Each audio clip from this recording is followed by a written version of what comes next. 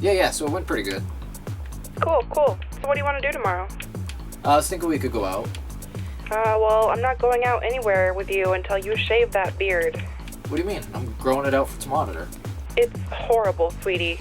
But people are gonna love it. It makes funny animal shapes. What does it even mean? It's overgrown. It isn't even... It's horrible. It even curves into your mouth. Ick. Whatever, okay, so I'll give you that much. But I'm doing it for the fans. I don't really think the fans like it. And besides, if you don't shave it by tonight, I'm shaving it in your sleep. You wouldn't do that. Yes, I would. Everyone loves a good beard. No, it's horrible. I let you grow it out this long. Enough is enough. Whatever you say, sweetie. I'll just see you when you get home. Okay. Love you. Love you too. Bye-bye. Bye. Hey there guys, Link584 here, and welcome to another episode of Gaming Chat. Today I want to talk about dating simulators. I know, but the show behind me is known as The World God Only Knows, and it's an anime, and in this anime there is a huge gamer, and all he does is play dating sims. That's all he is, and yet he qualifies as a gamer.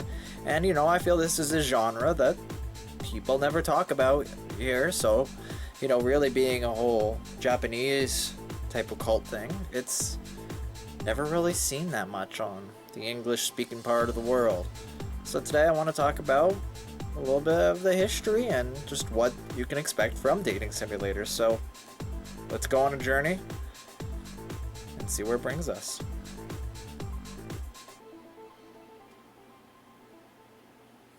Dating sims are a video game subgenre of simulation games, which are typically Japanese and aimed at the male audience with romantic elements. Basically, in the end, you are trying to get involved in a romantic relationship with a heroine of choice. Dating sims, however, are not visual novels. Those are typically works of interactive fiction featuring mostly static graphics, usually anime-styled art, and do not have the level of statistical depth as the dating sim. Things that I'm referring to can include time-based events, affection meters, and other RPG-based stats such as your charm level and more. Here in the West, we can see some of these elements in games such as Harvest Moon and the Persona series. Still though, seeing bits and pieces of dating sims inside some of our beloved franchises is only part of it. As a culture, we never see a fully fledged game like that sitting in your local big box store. Most of the time you have to download them onto your computer and hope that an English version or a patch to make it English exists.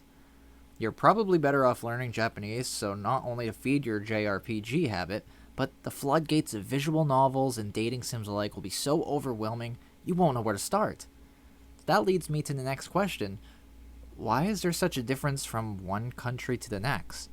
Why do they get them all? Culture. That is what always separates every country from one another. While in every land there are groups of people who are like-minded, culture is made up of the majority, so please don't take everything I say here to apply to everyone.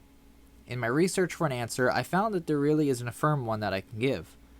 For example, Reddit user Chrysalid70559 said the following. The relationship between men and women in the West is extremely casual in comparison to the East. In the West, the word love is not as strong, and commonly used, such as, I love coffee. Dating is encouraged, especially casual dating. And if things don't work out between a man and a woman, they break up. Usually no big deal. Women in the West are more open to the idea of relationship and even Women in the West are more open to the idea of an open relationship and even sex. In the East, however, relationships are different. It's about commitment, respect, loyalty, and love. Love is not a word to be used lightly. Casual dating is really not that popular, and women participating in casual dating is viewed as lewd or worse, slutty. Some conservative people still get shy over sex. It's hard to expect a Westerner to understand why saying, I love you is such a huge deal for an Easterner, or for an Easterner to understand why Westerners take body interaction so casually. Now, that is just one possible answer to the why, but it's clearly not the only one. Now, I don't think what the user is saying is that we here in the West don't take love seriously. It's just a different way of approaching it. The same goes for music even. Here in the West, we have so many rap songs with sex and, it's all over the airwaves, and you'll never hear that type of stuff in Japan. It's just how culture is, plain and simple. People will gravitate towards where they feel they fit in and belong. As far as dating sims go, it's bigger there than here, just as American football is big here, akin to how soccer is to Europe. There's no real answer to be had. For every form of entertainment and interest in the world, there will always be a place that has something big and places where that something is small. It's as simple as that. Now, one thing I hear when people talk about dating sims is how either people see players of them as pathetic, or why not just go on a real date? This is such a weird area to me, as I feel it's pretty simple. As a gamer, role-playing is nothing new to me. I go on grand adventures with a party of heroes in massive online games. I save the world with my Final Fantasy team. I quest to become the best Pokemon trainer out there, and so on. Games are an escape into what we sometimes cannot do in real life. I prefer RPGs versus sporting games because I cannot go on a grand journey to save the land while casting magic along the way, but I can go outside and play soccer. I sure as heck cannot go around dating multiple girls and make them all fall in love without having some sort of repercussion. Dating sims are just another form of RPG that people desire, just as I have my own previously stated desires. It's not too hard to grasp, but then comes another question. Being in a real-life relationship and still playing the games? That seems to be the thing, the crossover. What happens once you get into a relationship? Do you stop playing them? What happens next? Well, depending on who you are and the type of relationship you are in, I will make the comparison of dating sims being akin to porn. Now, hear me out first, okay? I'm not saying they're porn. Just listen to what I have to say. I'm going to ask some questions. Let's say you're a woman, and you enter a relationship with another man. How do you feel about them looking at other women now? How do you feel about them flirting with other women? How would you react if you saw them going on a date with this other girl? Now, all those questions I just asked and a variety more can be applied here. Just as most women will not appreciate you watching porn while being in a firm relationship or marriage, these things also apply.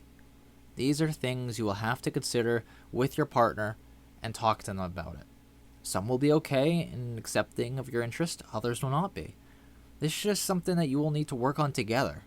Just like porn, fetishes, and even general interests altogether, you just gotta communicate with your partner. Who knew today would be covering such things on a gaming show? Well, there is more that could be covered. I want to at least get some of my thoughts thrown out there and more. And, this is such a new area to me. I was really unsure on what direction to take. Now, it's your turn to leave a comment below and have them featured on the wall discussion here at the end. Is there something I didn't cover? Another side of what I said? Go for it. I am no expert. I'm just a guy trying to learn new things from each other. And I'm going to fade out. My name is Link584, and this has been an interesting conversation. Thanks for watching.